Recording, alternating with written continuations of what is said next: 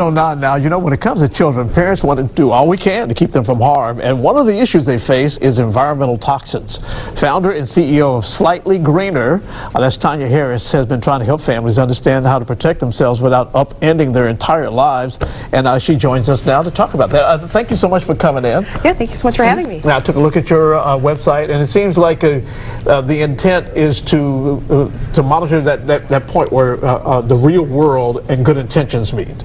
Exactly. You know, tell us what prompted you to do this and what you try to accomplish. Sure. Well, I'm a childhood cancer survivor, so I was diagnosed with leukemia at the age of 7. Oh. And then my own children started having their own kind of attention issues, and so I really researched a bunch of things, made a few simple tweaks to the diet, saw huge improvements, and then I was hooked. I went back to school, and so I could help other parents. And I like to make it so that it's doable for parents, because so many people think, oh, it's all or nothing, and so many things are bad for us, why try?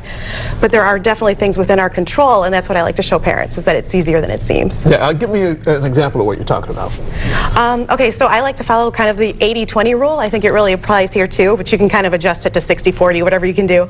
And just if you can buy healthier products 80% of the time, or even 60% of that time, the rest of the time you don't have to worry so much. Or just choose your top 1 or 2 most used toxic products and replace those first. Yeah. And so that way you don't have to replace everything all at once, and it's more doable. Yeah, and in this newer age of high tech and that sort of thing, just about everybody's got a cell phone attached to their hip. Absolutely. And that sort of thing. And even though the CDC it says some people think that the radiation is harmful and others are not so sure, that sort of thing. It seems like you take the position of, you know, why not err on the side of caution with this sort of thing. Exactly. So what kind of advice do you have for people in terms of like cell phones, especially with kids? Oh yeah, because especially with toxins, same thing. Kids are more susceptible to toxins and also to this radiation, because especially when it comes to cell phones, their brains are actually more absorbent, and their skulls are thinner, so they can absorb more of it.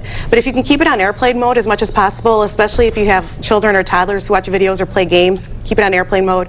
If you sleep with it by your bed, like a lot of us use them as alarm clocks, make sure again that they're on airplane mode, and don't physically carry it on you.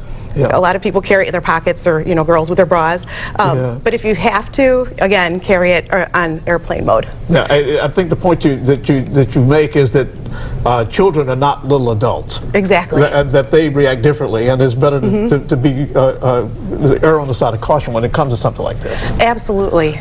So, yes. If someone wanted to get more information about you and your website, what do they do? Slightlygreener.com is my website, and then I also have a library of resources there for them to buy safer products and have a healthier home. I did look at your website, and you do have a really long list of topics that you tackle, and you document things with scientific evidence, right? Yes, I like to back everything up with scientific evidence. Exactly. All right. Thank you so much for coming in and talking about it. Thank you so much for having me. It is 9:12 now, and the Cincinnati Internet